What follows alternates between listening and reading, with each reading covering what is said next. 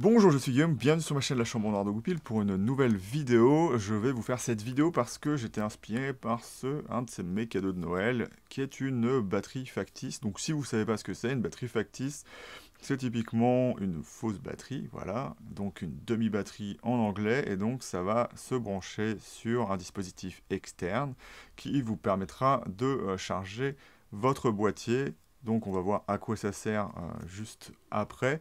Mais là, vous pouvez le brancher en USB-C. Et ce qui est intéressant, c'est que si ça rejoint ce que l'appareil photo a besoin pour être chargé ou pour que le courant interne allume l'appareil photo, eh ben, il n'y a aucun problème. Donc, par exemple, avec le S5 Mark IIX, si vous avez une powerbank de base qui fait du 3,5 V, eh ben, ça marche vraiment très très bien. Mais du coup, il y a quand même un petit défaut à cette petite façon de charger. Et on a bien évidemment la façon la plus régulière qu'on a aujourd'hui dans un hybride numérique, c'est d'avoir la Power Delivery.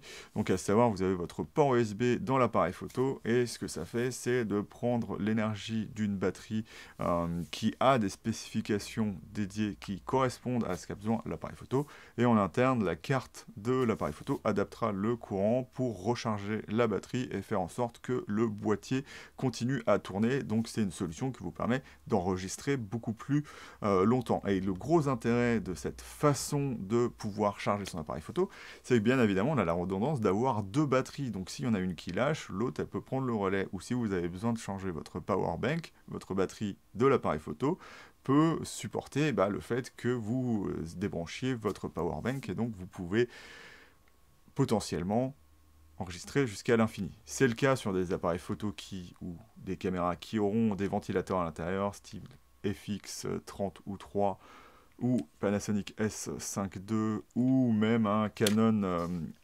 R5C, voilà.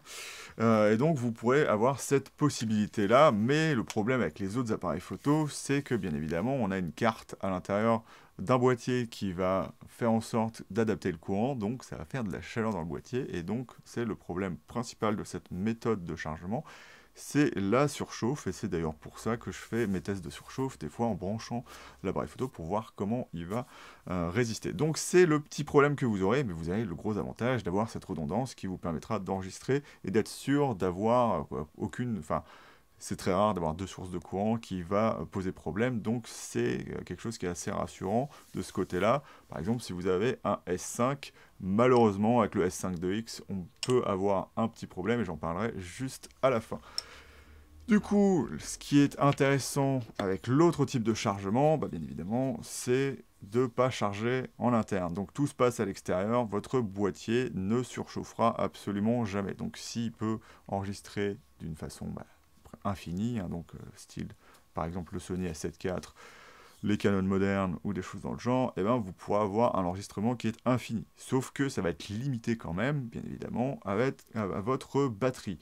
À moins d'avoir un système qui vous permet de swapper les batteries et d'en avoir plusieurs sur le même USB-C, vous ne pouvez pas avoir le confort de ce que vous aviez avec votre Power Delivery. Et c'est ça le problème qui va y avoir avec ça. Mais aussi, l'avantage de cette technique, c'est que si vous avez un seul port USB sur votre appareil photo, comme sur le S5 Mark IIX, et qu'il y a une possibilité d'enregistrement interne avec enregistrement sur SSD externe, voilà.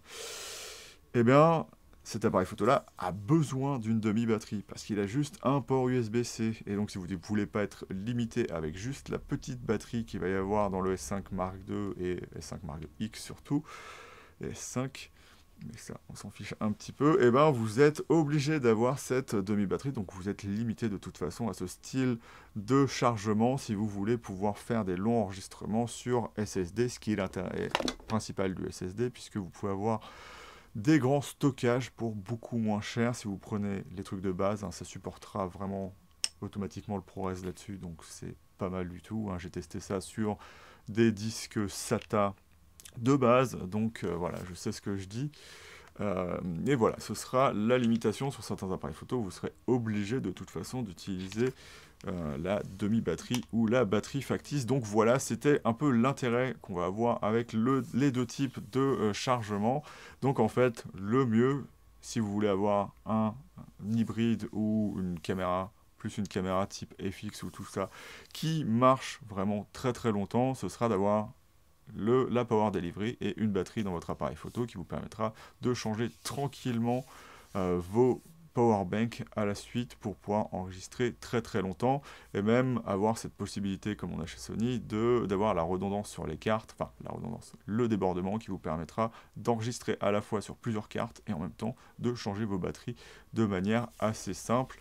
Et donc voilà, c'était ce que je voulais vous dire, hein, cette opposition entre les deux types de chargement qui ont leurs avantages et leurs inconvénients. Et donc je vais vous dire salut et à bientôt dans le chambre noir de Goupil pour une nouvelle vidéo.